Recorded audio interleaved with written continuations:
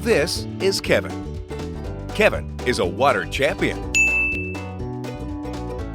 Kevin is Norman's friend. Like Norman, but not a gnome. Kevin has joined the Overwatering Is Out movement. This is Kevin's story of action. I'm not a real big fan of weeds, and they don't ever go away. So the pivotal moment was really driven by my wife, where she said, I'm just sick of this backyard because it's never perfect, we're always working on it, and it's just wasting water.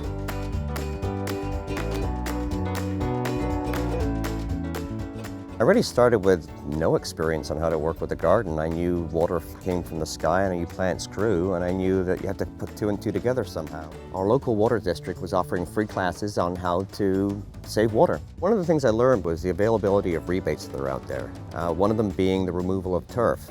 It was certainly an incentive to know I was going to be helped financially for getting rid of my grass. So the first action I took, which was pretty exciting, was I just turned off the water. It could have been a huge task that was somewhat overwhelming, but I approached it by taking a look at what small things could I do to start off. And you don't have to do it all at once, but once that grass is dead, now you've got a landscape or a canvas that you can start painting on. After killing the grass, my first project was a flower bed.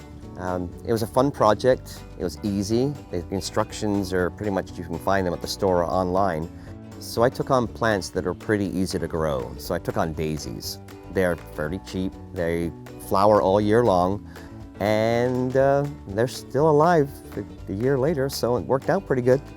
The cost was just about $100, and it was our first little project, and we were so proud of ourselves after it was done, just to say, look what we did today. We have flowers growing in what used to be a lawn.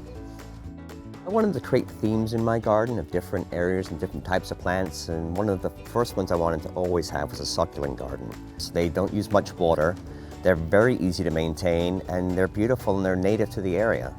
On a scale from 1 to 10 as far as watering, I'll put the succulents at a 1. I've watered it twice in 4 months.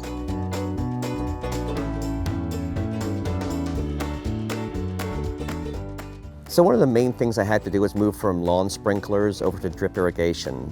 I got some tubing running under the ground. It was easy. You just get some piping and some glue. It's not a rocket scientist. It's like Lego, really. It's running once a week with a little bit of water directly to the plant, and there's no spillage, no runoff.